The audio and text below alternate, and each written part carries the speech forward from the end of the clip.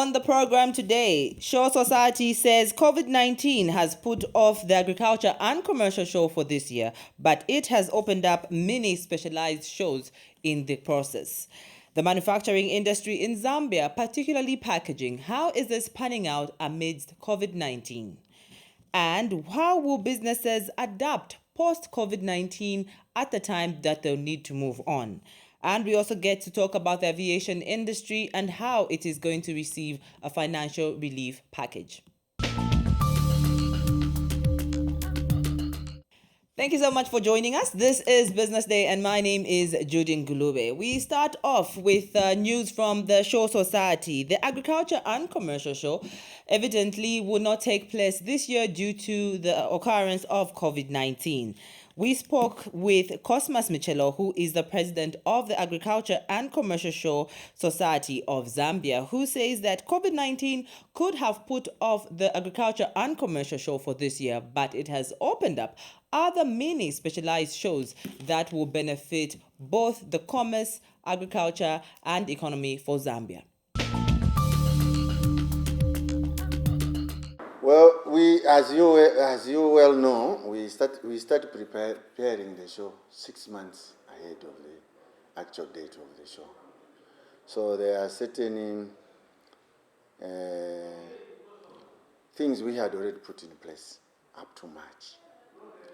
Particularly, let me mention the demonstration plots. Those were innovations. We have seed companies that grow crops, like ZNF, MRI, Citico, and those crops are already growing. Our intention is really at a future date in this new normal, maybe we hold field days for those, because those crops, this is the last, next month will be the last month, basically. And they are in an advanced stage, so we cannot just stop those people from growing those crops. So we intend to hold some field days. We will see how we can manage with the new normal. They use it for showcasing their products to see that here they have applied this type of fertilizer or this type of manure and the growth. At the end of it, I think you have seen that on the last day of the show, people buy big, huge vegetables, cabbages, and they go home with them. Those are already growing. They are in the showgrounds right now. Even the fish is there. Zambia National Service put a fish pond. Ourselves, we have 2 fish ponds there. So the fish was put a long time ago and has been growing. And we knew that during the show time, this should be sold to the public.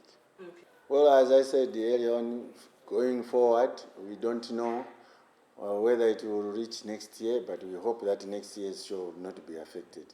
But meanwhile, we intend to hold small, specialized shows in order to counteract the new normal which has come in. Let's say the motor industry, we can hold a motor show only for a small area, right? And then we can also hold a poultry exhibition. We can many other things you can do, but specialized. In the future, what we intend to do is to build some halls, and these big halls, exhibition halls, one hall will be dedicated for livestock, one hall will be dedicated for motor industry, one hall will be dedicated for poultry and all these other things. So that these shows it's not only an annual event, other than the annual event which comes once in a year, it can be continuously. Thank you so much for still watching Business Day. With COVID-19 in swing in our country and around the world, some industries are looking at it on the brighter side. One of these is the manufacturing industry in Zambia, saying that the local produce and local manufacturers can actually benefit from this as Zambian products are being embraced. Several campaigns are taking place to make sure that Zambian products are on the rise in terms of being consumed by locals themselves. But when it comes to the manufacturing industry, one of the things apart from capital as well as money is the issue of packaging. How prepared is the manufacturing industry in Zambia to cater for the packaging that will be attractive both for the local consumers as well as those outside? it's a very strange perception, I think. It's something that's been anchored in our mind from a long time back, right? And I think it stems from the fact that in the 1980s, thereabout, there was such a strong focus on manufacturing and the manufacturing industry. And then when we got into the 90s and the whole liberalization and so on, there was a complete change of tone. And what you began to see was a lot more importation, less manufacturing, a lot of industries closed down. So the very vibrant, let's say, Copper Belt region, for instance, suddenly became what people like to refer to now as more like a ghost town. Yeah. That's not to say that there are no industries. So the manufacturing sector was impacted negatively by that 1990s period, you know, when we're very excited about opening up our borders and bringing in more products, more choice, more variety. But that did have a negative impact on the manufacturing sector. Fast forward, and we are now in 2020, and what you see is the manufacturing industry has actually been very resilient. There have been industries that have been around for more than 50 years. There are new industries that have come on board. There are new investors coming into the sector every year. I'm sure if you follow the ZDA statistics, what you'll see is that there are a lot of investors looking to come into the manufacturing sector in Zambia. So there is room for it to grow. There are manufacturers, there's room for it to grow, there's room for us to achieve our objectives. Talking about room for the manufacturing industry to grow, one of the biggest components that people talk about, apart from capital and what finances to work with, is the issue of the final product, where the packaging comes in. Do we have companies that are specialized in packaging, and how, to what extent are they packaging? Okay, so yeah, of course, our manufacturing industry is very broad, it's diverse. We cover, as an association, over 20 subsectors. So, for instance, the biggest one is Agra Processing, and these are the guys who are adding value to agricultural produce, packaging it, selling it off. But we also have a plastics subsector, we have a packaging subsector. And in the sector, it depends on what you're looking at. We have manufacturers who are making bottles. So when you buy your water, you buy your drinks. We have manufacturers who are making that kind of packaging. We do have manufacturers who are making card boxes. You know, that is packaging as well. Yes, it so is. it depends on what sort of packaging you're looking at. There are different types. So even in the manufacturing sector, we broadly say packaging, but it really can stem across a whole different range of types of packaging. So we do have manufacturers that are doing that, but it's not to say that there isn't room for more. I ask this because every time people are talking about, you know, adding value to this, making sure that the Zambian product is on the shelves, we'll take maybe, well, you said the biggest sector is agri-processing, right? Let's say someone is creating something, a drink from maize grain or something like that. The bottles they're making, the end product should look beautiful and nice. Do we have that quality, or we're still work in progress? Yeah. So we do have quality products. I think quite a lot of what we consume is actually manufactured locally. We just usually don't realize it. Yeah. Then why do we get people getting containers from China, SA? What is that about? Well, the containers, I think what we have to recognize is there are inputs and there's semi-finished goods and then there's finished goods, right?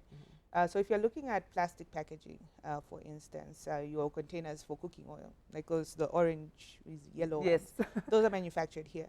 But in terms of the inputs, which is the pellets that you have to buy and then you heat and you take them through a process to mold them into the plastic, those have to be imported because we currently don't manufacture that here. It's about the raw material. Do we have that readily available in Zambia? No, so we have to import it. But in terms of the process, the value addition, that then happens here. So it's not that we don't have the capabilities. We definitely do. I think you buy cooking oil and your bottles don't leak and they meet the necessary standards. You know, our manufacturers do engage and they have to engage with the Zambia Bureau of Standards. Where there are compulsory standards, they also have to ensure that they meet that certification. So the quality products are there. Probably where we have witnessed in terms of finished products, packaging, I think, you know, the perception has always been, oh, Zambian products are so terribly packaged. And I think in the most recent years, you begin to see that Zambian packaging has been taking a turn for the best, right? And more, you can't even tell the difference between an imported product and a Zambian product. And that's because our manufacturers are recognizing the fact that, you know, how you package your product has an impact on the consumer and how they perceive it as well. So our manufacturers, sometimes where there are facilities that are not available locally, sometimes the way that you design and the type of packaging, depending on the material used, isn't done here. So there you have instances where we do import that and we don't have local manufacturers. But for the most part... But what's the response of entrepreneurs, companies that want to get these empty containers, empty boxes, that packaging done? Are they responding to what is changing and that they seeing the transition? Well, I would hope so. I think it should be. It's very visible, if you ask me, you know. Maybe some 10 years ago, the perception was, look, Zambian products are low quality, Zambian products don't package, they're not packaged well, and so on and so forth. 10 years on, when you walk into any chain store, even now, with the continued drive for local products to be on the shelves, there are more local products. And you literally cannot tell the difference, because you're looking at this and saying, this is international quality. This is an international standard in terms of the packaging. So entrepreneurs who are coming into the manufacturing sector also have to look at that and to say, how best do I package my product so that our consumer responds positively to it and recognizes this is a Zambian product. You can see it's a Zambian product. You check the packaging for the labeling to say produced in Zambia, buy it, you know. So for our entrepreneurs, is there space for them to enter into the packaging arena? Definitely. Manufacturing, we look at it as it's a value chain. And along the value chain, there are so many opportunities for business to be created. And that's the whole thing with manufacturing. You talk about backward and forward linkages. So the manufacturer will focus on creating the product. The manufacturer will focus on making sure that product is on the market. But along that value chain, there's an input that needs to be acquired. In the middle of that, there's a process that needs to be done. There's machinery in there. You know? How are the expenses on that one? Machinery? There hasn't been any favors as things are getting into the borders when it comes to that. Well, you know How are the taxes there? when it comes to machinery and the charges on capital equipment, I think we did lobby some years back for the tax rate to be reduced, and we did achieve that. So what we continue to lobby for on behalf of the manufacturing sector, like, look, when we're talking about capital equipment, we need to be given some room. We need incentive. Even our entrepreneurs, when you talk about local direct investment, I think that's where we begin to have a challenge, because there you need both capital and then you also need the actual machinery. So you need the capital to buy the capital machinery, right? Very true. And in order for us to spur local producers of packaging materials to actually build their business, we have to provide the incentive for that to happen. All right. It's one thing to say, look, it's not available locally, but when it comes to things like machinery, yes, we can import machinery, and incentive can be given for that. It's an already established type of machine. It produces a certain type of packaging. But at the same time, there are opportunities when we look at trade schools and the ability of Zambians,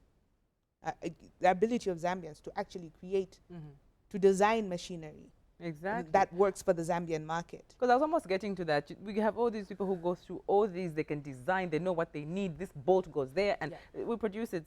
But it's long term, isn't it? Well, not necessarily, actually. So as it is, we have engineers. I think you're well aware. We have a huge stock of qualified engineers in Zambia.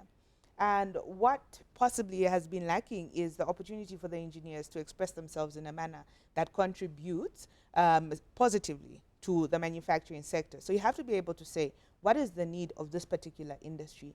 Can we create machinery that will meet that need and therefore reduce the cost of importing capital equipment? You know, that's how we have to look at it. And that's how you create a strong industrial base. It's not just about importing everything that we need, but actually looking at how can we do that locally? And that needs to be the focus. Very true. Thank you so much for still watching Business Day. Being an entrepreneur in a third world country is tough enough as it is, but topping up with COVID-19, it brings other issues. But what about the time that COVID-19 goes past and there's post-COVID-19? How will businesses and entrepreneurs operate? What are some of the things that they're supposed to put into consideration past this period? Will we have changed forever? Will we adapt backwards? How would this operate in regards to businesses? We caught up with the Motivational Center for Africa's Transformation business consultant, Gilbert Banda. I think in terms of planning, when COVID-19 came, it disrupted the whole world. I mean, look at how all these industries, the tourism, airlines, all are down. So I think for me, COVID-19, because there's no cure, there's no vaccine found, and so because there's no vaccine, it means that, in terms of preparation for a business, I think is to be able to say that we're going to live with it for a longer period of time. Look at HIV/AIDS. This is almost more than 30 years and they still haven't found a cure. So that's why I think people are talking about the new normal. The new normal meaning that we need to change from the way we were doing business. So if social distancing becomes the normal, then, we have to keep doing social distancing. If, so many measures, washing hands, wearing masks, all those, it's like, although it's uncomfortable, I think most of us now have to learn to adjust and say that this is part of the new normal.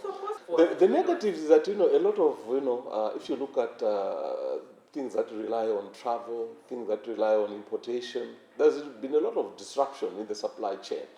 So if you see some of the shops are closing now, those which were heavily dependent on imports and so forth. So it means that, one of the positives, because if there are no imports, it means somehow local industry needs to arise. So for me, it's a good thing because then, our response as business people locally is to be able to say, what is it that we can produce? Maybe to awaken us to self-reliance, to be able to, all those agribusiness opportunities which we keep talking about, that, it's a lowest hanging fruit and so forth.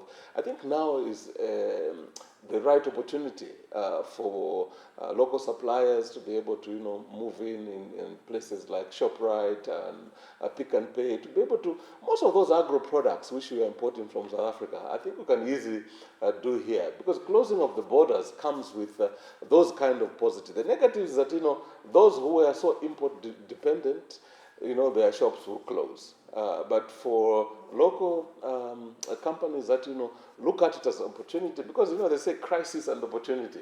At every stage when you have a crisis, there is also an opportunity. So the opportunities are the disruption of the supply chain. We need now to, actively participate in the supply chains. Whether you're talking about the mines, whether you're talking about the food industry, anything, maybe even in terms of tourism, not maybe, tourism, instead of us waiting for the Asians or the Americans to come, why don't I and Judy say, okay, we're going to do our filming now from all these tourist centers? Because there's also massive opportunity there, and we shouldn't be relying that, tourists are always those who come from outside.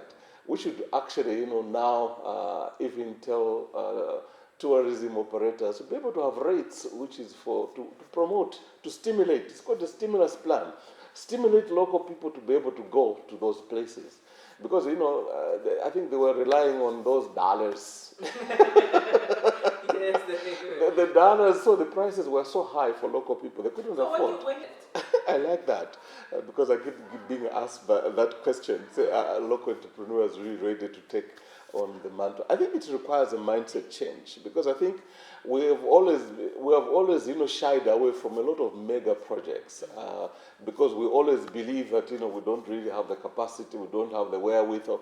But I think in my view, I think shows like this, you are friends in the media, to be able to create this awareness that, we're well able, we can be able to do these things. Look at, countries like South Africa, Zimbabwe, when they had sanctions. That's how those countries became strong economies, because when the whole world locked them out, they began to look within, and they developed industry and they became strong economies. Now, South Africa is one of the mega economies, but that country comes from a place where it was isolated. There were sanctions all around them, and so it's almost like a lockdown. So it has a positive that when there's a lockdown, people become innovative. They begin to find ways of continuing life even without outside help. Thank you so much for still watching Business Day. Most of Zambia's sectors have received relief packages in regards to operations and development of initiatives. One of those is the aviation industry, but the aviation industry's amount has not been disclosed yet. But we caught up with Gabriel Lesa, who's the Director General Aviation. He appeared on TV2's Morning Live show to discuss how this will actually affect the aviation industry, to what extent will it help? we understand that COVID has not spared any organization. Even government has been hit. So when we're talking about a bailout package, we're looking at many different issues. We're looking at either a relaxation on the charges, but you already understand that some of the charges go to those organizations who are already hit, like, for example, Zambia airports. They've been drastically hit.